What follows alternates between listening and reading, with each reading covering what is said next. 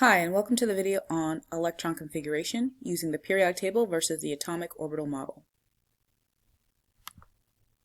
In this video, we are going to compare how we use the atomic orbital model and the periodic table to determine the electron configuration of an element. Let's say, for example, we want to determine the electron configuration for selenium. We've already seen for the atomic orbital model, we would determine the number of electrons in selenium, and then using the three rules, Aufbau's principle, Hund's rule, and Pauli exclusion principle, to fill in the 34 electrons starting from the lowest energy orbital and working our way up. But we can also do that for the periodic table. So the first question is, and I want us to remind ourselves, we can use the periodic table to determine the N configuration for an element. Take a look at the location of selenium and think about what is the end configuration of selenium. So if you said 4p4, you would be correct. That means at the end of its electron configuration, you would see 4p4. So how do we get that? Recall that the period or the row that the element is in tells us the shell or energy level. So our coefficient here would be 4 since selenium is in the fourth period or row. Since selenium is in the p block, that tells us the type of orbitals or subshell would be p. And then finally, since selenium is in the fourth group over in the p block, the number of electrons would be 4.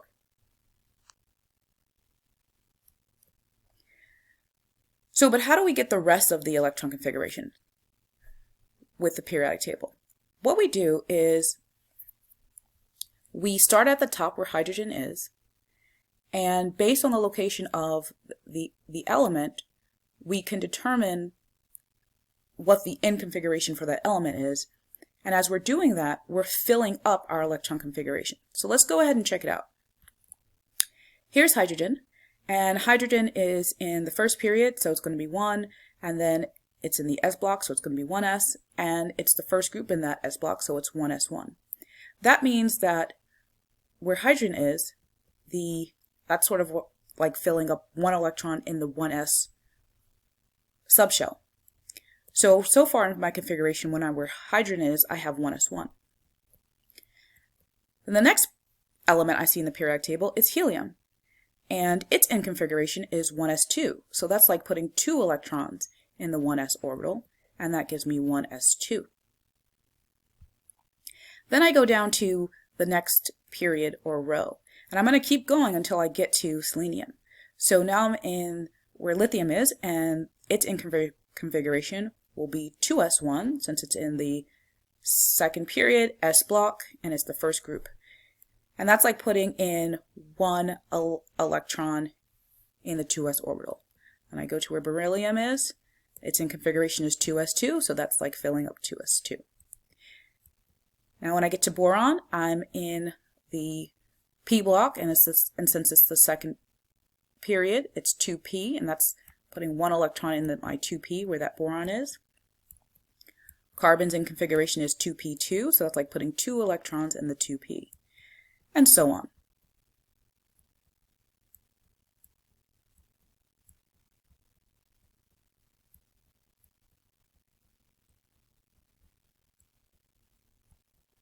So once again, once I get to the end of the second period, I go right down to the third period where sodium is, and that's in configuration is 3s1. Magnesium is 3s2, and I'm just going to go across that third period, filling up my electrons.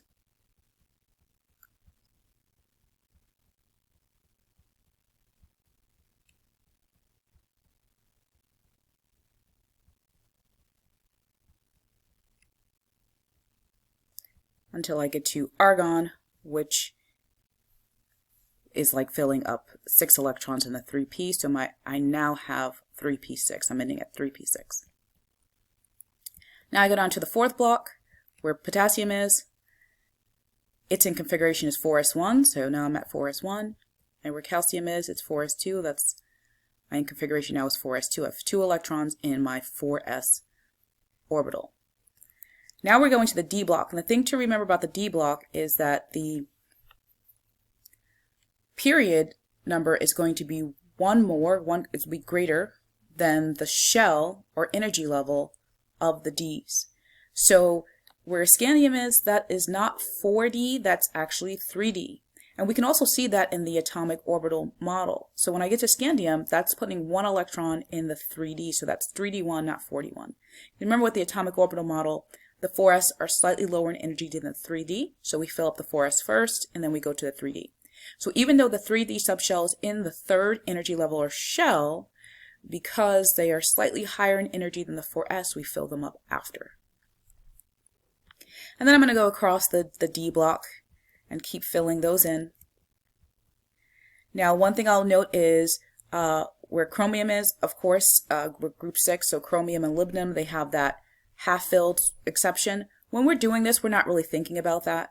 You're just thinking about filling up the d orbital, so you don't have to worry about those exceptions unless the element you're looking to determine the electron configuration of is in group 6, or of course group 11, where you have copper, silver, and gold, and they also follow that half-filled or completely filled subshell rule. But once again, while we're filling this in, if we're not looking at copper, silver, or gold, or chromium or molybdenum, we can just go ahead and ignore that and keep filling it in. So I filled up my 3Ds. I've a 3D10, and now I'm in the final block and period. So where my element is, it's in the 4p. So now I'm just filling those up, and I'm going to go until I get to my element. So I've got where gallium is, I've got 4p1, so that's like putting 1 electron in the 4p. Germanium is 4p2, that's like putting 2 electrons in the 4p. Arsenic is 4p3, that's like putting 3 electrons in the 4p. And then finally I get to selenium, and that gives me my 4p4. Now, even though we kind of worked our way through going one element at a time, that's a lot of work. Usually when we do this, we don't quite do it that way. What we do instead is we go to the end of each block and fill them up that way. So let's take a look at that method, which is what you will likely be doing. So once again, we're going to start where hydrogen is, and we're going to go all the way to the end of that 1s block there, and the 1s fits 2 electrons, so we got our 2 electrons, that's 1s2. Then we go down to the next period. So we always start in the first period, first row, and then we go down to the next one, and then go to the end of the S block. So that will correspond to the 2s subshell, and we put in our 2 electrons there. Now we go all the way across to the p block, and that corresponds to the 2p subshell. We fit our 6 electrons there. And you can tell that there's 6 because you either remember that p's have 3 orbitals, so there's a total of 6 electrons, or you can count again the number of groups in that block. The p block has 6 groups. Okay, now we go down to the next period, period 3. We start with our 3s, there are 2 electrons going there, that gives us 3s2, and then we go to our 3p, which has 6 electrons, gives us 3p6. Now we're at the 4th period, and beginning with our 4s, we have 4s2. And then in that 4th period, the D would be 3D, not 4D, so we have 3D10. And then when we get to the end, so when we are in the period and the block of the element we're looking at, that's when we would do the individual counting. So we would count over starting at the group 13, which begins the p block where gallium is. So we would say 4p1, 4p2, 4p3, 4p4. And now we have our end configuration there. So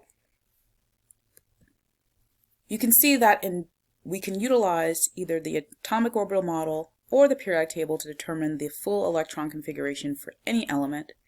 I want you to take a moment to think about how the two methods compare. One thing you may notice with these methods is that for the atomic orbital model, we fill in starting at the bottom, so the lowest energy, and then we begin filling up from the bottom to the top. Whereas with the periodic table, we start at the top, so the first period, and we go all the way over to the right and then drop down to the next period. So we're kind of going like top to bottom in the periodic table. We snake our way around. So the ordering is a little bit different in terms of the direction that we're filling in, but we're still filling in electrons as we go. I hope you found this video helpful. Have a quality day.